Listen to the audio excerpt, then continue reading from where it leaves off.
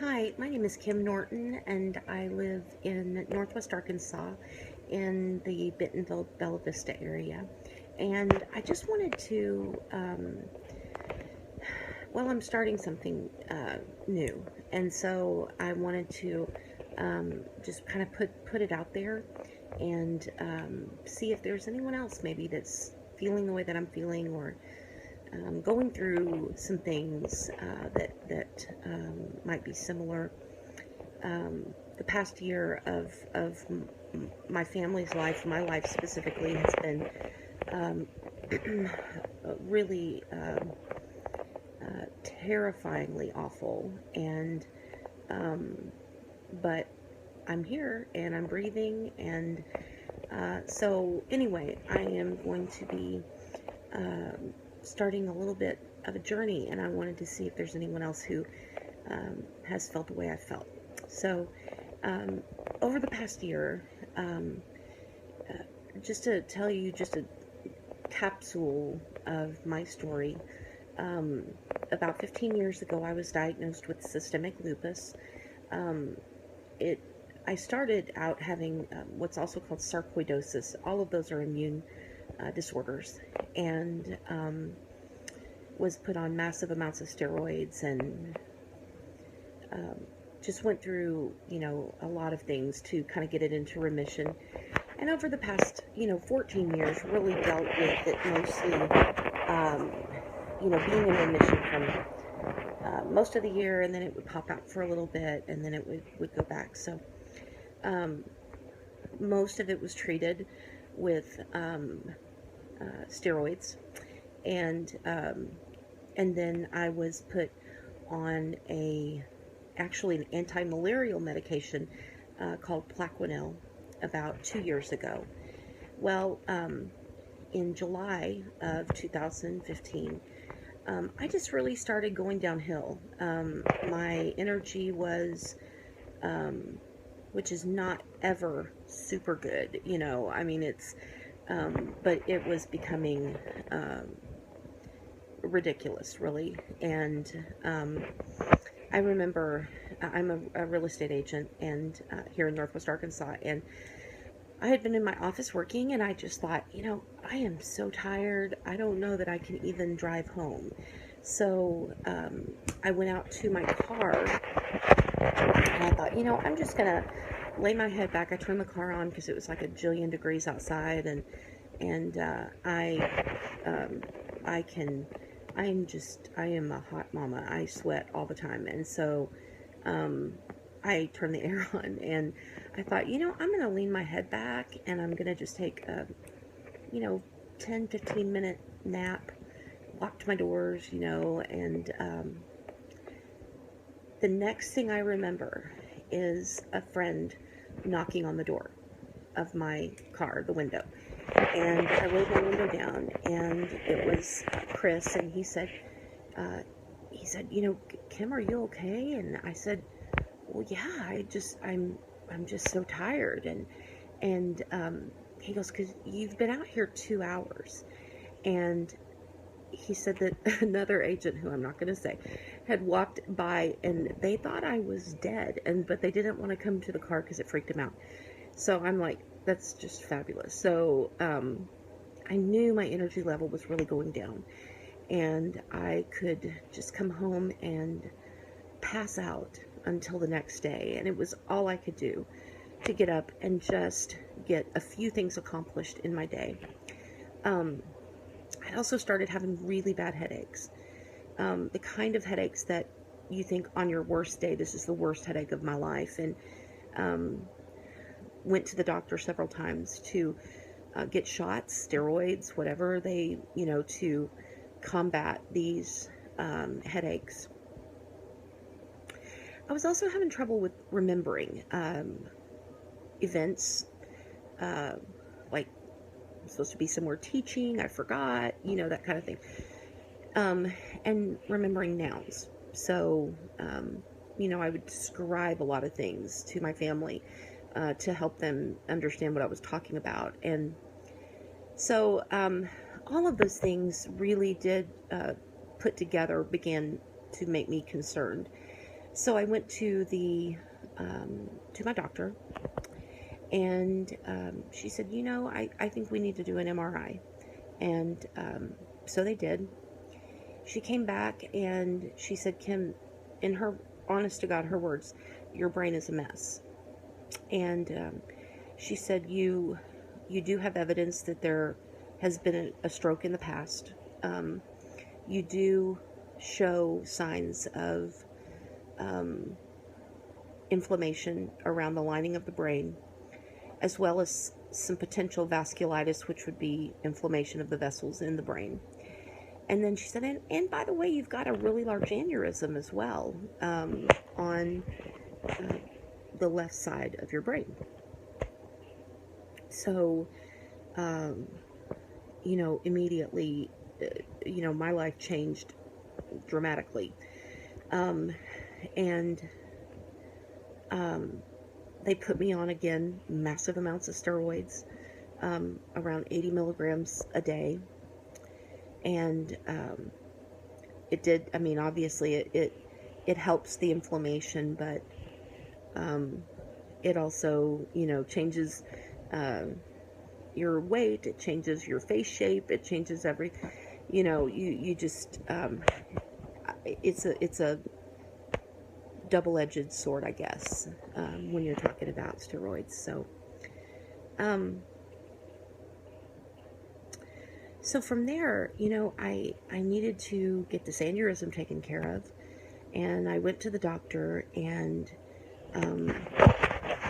in the process, of all of this, I just started retaining fluid, like a crazy person retaining fluid. And I have some pictures, and maybe I'll be able to post some of those pictures. I really felt like at one point, yes, I've got a little bit of, a neck, but nothing like what I was dealing with before. I felt like I was going to have a baby out my neck. It was, I couldn't lay down. I'm sitting here on my bed right now because this has kind of been my home the past 9 months. But truthfully, from October to February, I didn't lay down. Not one time. I couldn't. If I laid down, I was choking. And I kept telling them I feel fluid, I'm retaining water. It's just, and they kept giving me what most people take, if you have fluid retention, Lasix. And the more that they gave me, the worse I felt. And at the height of this, but they couldn't go in and do the angiogram to see the aneurysm, because I was so fluid overloaded. It was a danger. So finally, in December, they had given me so much Lasix that I had kind of an anaphylactic reaction to, at the time, I couldn't breathe. I was sitting right here on this bed. I could not breathe. And I didn't know what to do. And all I can say is that I had this moment of knowing. For me, I'm a Christian. I follow Jesus Christ. And I do believe that there are times when you can have a supernatural kind of word of knowledge. And I guess that has to be what it was. But all of a sudden, I just knew that I was allergic to the Lasix, and that it was somehow related to me being allergic to sulfa drugs. So I called the pharmacist and got the pharmacist on duty. I said, I can't breathe, and I don't really know what to do. I'm overloaded with fluid. They're giving me Lasix. Should I be taking Lasix if I'm allergic to sulfa drugs? They said, absolutely not. No, you're not supposed to do not take another one. You need to go get, 2 Benadryl. Take them right now. If you're not breathing better in the next 3 minutes, you need to go directly to the ER. And I took them, and I started breathing within about 2 or 3 minutes. And I just remember just tears just flooding my face, just crying, because I could breathe, and I hadn't been able to breathe in 2 months. And to know that there was some reason behind it, you know. Well, anyway, I ended up in the hospital, and basically the amount of steroids that I took had kind of shut down my pituitary gland, and they diagnosed me with Cushing's syndrome, which was prednisone induced, and that, you know, that affects your blood pressure and your heart rate, and it affects your body temperature and all of those things. And so I was just a hot mess, and I remember waking up while I was in the hospital from a nap, and I couldn't move my arm and my leg on my right side at all. I couldn't lift them up off the bed. And I remember them calling some kind of code and rushing me, literally in the bed I was in. They grabbed the bed, took off, running me down the hallway like I was in some kind of a bed race. And I remember looking up and seeing the lights, you know, that are kind of going past you as you're being raced down there, and just feeling so completely out of control, that there has to be, you know, why is this happening? Why is this happening to me? And just kind of really crying out, you know, and again, that knowing inside of me that things were going to be ordered in the way that they needed to be ordered, and maybe taking care of the aneurysm first wasn't exactly the best thing that needed to happen for me. Well, they took me down there, they chunked me into the MRI machine. They were afraid that the aneurysm had blown. It did not. They did find out later that I had had a small stroke, and it evidenced itself, you know, later in another MRI, but over the course of a couple of hours, the symptoms kind of began to reverse, and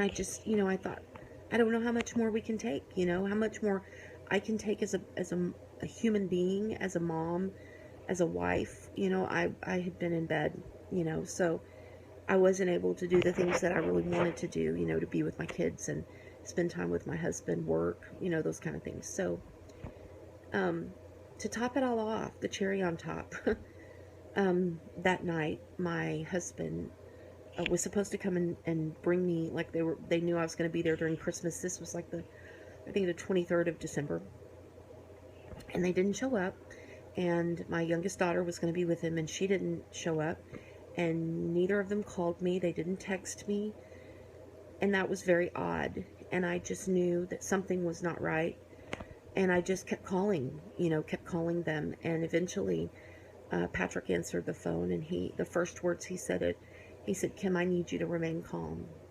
I need you to, I don't need you to get upset right now. I don't need your blood pressure to go up. I need you to just listen to me. He said, I am okay. But he was in the ER, and he had been riding his bicycle and in Bentonville, and went out into an intersection. He had it was flashing, but it was still, the pedestrian still had the walkway. And a truck pulled up on the far outer lane, didn't see him at that moment when he was exiting off of the thing, that the light was turning green. The guy never stopped and hit him. And he was in the ER, and it really banged him up, but really hurt his shoulder. He ended up having to have surgery. And I just couldn't believe this. What is happening? We got home, and, you know, I thought, this is just the craziest Christmas we've ever had. And, you know, I just kind of felt like sending out a greeting card that has him all banged up and me with all of my stuff, you know, but we got our thumbs up because, hey, we're still alive. So I guess it's a happy Christmas and Merry Christmas. So, it was shortly after that, maybe 6 weeks later, I ended up at Mayo, and saw the rheumatologist, and they were able to give me some some medication that is a diuretic that is not common. I mean, it's not something that everybody takes, but it's also for people who are allergic to sulfa drugs. And I mean, I could tell immediately water just began, to come off, and it took several weeks, but over the course of from February to when I went back to have the aneurysm surgery in March, I had lost almost 35 pounds. And so, and I can only attribute that to water, because I wasn't moving around, a whole lot, in terms of doing any exercising really at all, other than getting up to go to the bathroom. They had put me on a medication as well for lupus that is called Cellcept, or the generic is mycophenolate. And I could tell that it was beginning to work. It wasn't working as effectively, I think, as it was supposed to, but it was starting to make improvements. And so, things were looking up. And I went back on March 24th, and they did the aneurysm surgery. And the surgery itself was, the actual putting the coils into the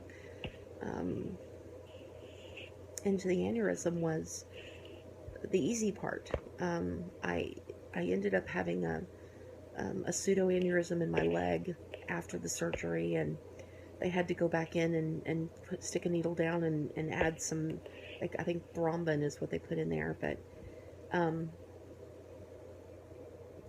they ended up, I went home with a humongous hematoma on my in my leg. I've never had one of those before. I didn't know. It felt like a brick in my leg. And so if I laid wrong, my leg would start turning blue because it was, squashing my blood vessels and all. I really thought after that brain aneurysm surgery that I would just pop back up and just be Kim again, and full of energy, full of life, that, everything was, and I just wasn't getting better the way that I felt like I should be. I ended up going back up to Mayo, and they ended up, they doubled my medication, which just that one medication alone is $1,700. The diuretic that is the specialty kind of diuretic, $2,600 a month, and that's the insurance price. Thankfully, when you have brain surgery, you kind of max out everything, and so, my insurance is taking care of it, but that's just for this year. So, so all of a sudden I'm feeling very motivated that, man, we need to get off this medication.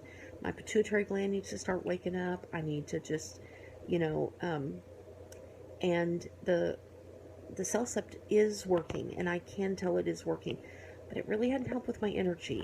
And so, I kind of hit a low point about 2 weeks ago, and I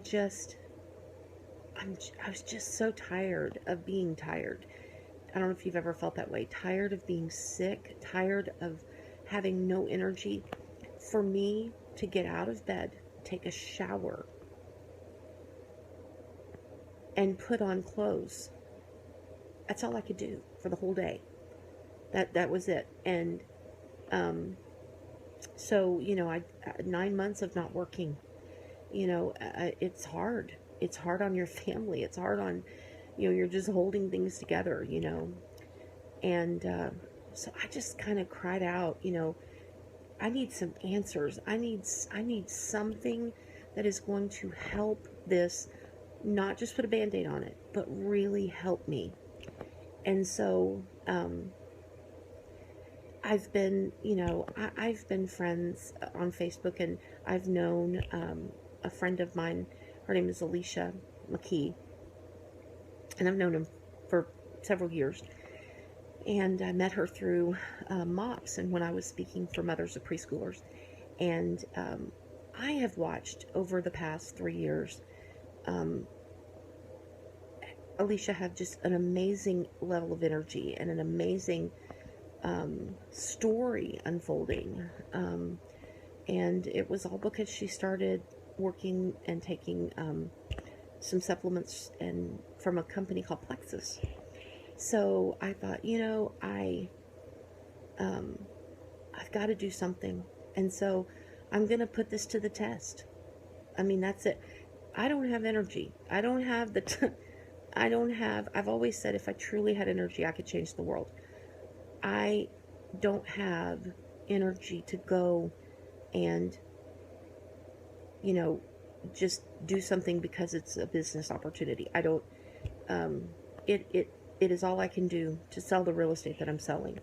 So I really just I want something that's genuinely going to work, that, so I messaged Alicia and just said, hey, this is kind of what I'm thinking, and I'm going to put this to the test, and it's either going to work or it's not, and if it does work, then this could be incredible, if it doesn't, it's no big I mean, it's no big deal. I have tried so many things that have not worked, and all that, this was nominal compared to, the medication that I'm taking and whatnot. So I, went online and ordered, I don't even know the names of all of this stuff, but I ordered the drink that you drink because, it talked about energy. And then there is a new product, and it really specifically targets energy as well. So anyway, I got them and I started taking them. And I didn't really, the first few days, I didn't really notice a whole lot. I guess I noticed that I didn't putter out quite so quickly. I might be able to take a shower, get dressed, and walk around the house, I mean, just kind of, and then I'd miss a day, and then I finally, but I did start thinking, realizing, gosh, the days that I am taking it, I can definitely tell that my energy level is moderately better, a smidge. It is. So I've made more of a conscious effort over the past few days, and specifically the past 2 days, I have gotten up, got dressed, went out, met clients, showed property, wrote an offer. Don't come look at my house. It's not clean. But I'm sitting here now and it's probably 8:30 and I'm still awake. And I still have clothes on. I have earrings on. I mean, at this point, I would be completely in my pajamas and I'm tucked in. So I have to say that I really do notice a difference. This is the deal. I just want to be healthy. I want to be able to play with, go and do fun things with my kids, I want to be able to enjoy being an empty nester in a few years because, Patrick and I can go travel and do the things we want to do. I want to make a difference in my life, and I want to be able to make a difference and still have some energy. So I'm kind of gonna be vlogging this, not maybe every week or every other week, but I'm going to share my journey and if this is working or not, because at the end of the day, the thing I have realized probably more than anything, and I guess this is probably what led to me being kind of at a low point 2 weeks ago or 3 weeks ago. I'd gone to my doctor, and I had never even really told my family this because I didn't want to verbalize it because then it might be real if I verbalized it. But I had written down things for my kids and things for Patrick, things that I wanted for their life, their hopes, their dreams, what they meant to me. And I put it in a place that I knew Patrick would find it, because I just wasn't sure in December if I was going to make it or not.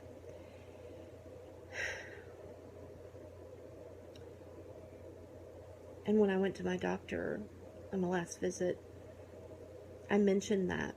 And she looked at me and she said, Kim, I really wasn't sure you were going to make it either. And that's when it hit me. It just like went all the way through me. I don't want that. I'm only 45. I've got another half of my life to live, and I want to live it. And I don't just want to live it a little bit. I have a friend, Melissa. She just went this weekend and climbed a mountain in Colorado. I want to do that. I want to go and do things. I want to experience life. And I think when you come at a place where you're really so close to not being alive, you just really want to cherish that you're up and breathing. And so I don't want to just live here in my bed. I want to be out, and I want to live my life. And so I know this has been long, and I didn't intend it for it to be ever, but I just wanted to share my heart with you. And so anyway, if you know me, you can come find me on Facebook. You can message me, and I'd love to encourage you. And if you have ever dealt with lupus, or you've had a brain aneurysm, or you've just gone through those times when you feel like you're road tripping, in the shadow of the valley of the shadow of death, and I just anyway, I'd love to hear your story. And I am on a journey. I'm on a journey to be healthy and whole, and to get the most out of life. And so I'm going to be giving these products to a real test. And I'm not going to sit here and blow smoke. If it doesn't work, I'm just going to tell you it doesn't work. And if it does, I will tell you. And anyway, just come and find me. I'm on Instagram and I'm on Facebook. But I hope that there's been something in there that has encouraged you. Even when life gets really horribly awful, you can still have hope.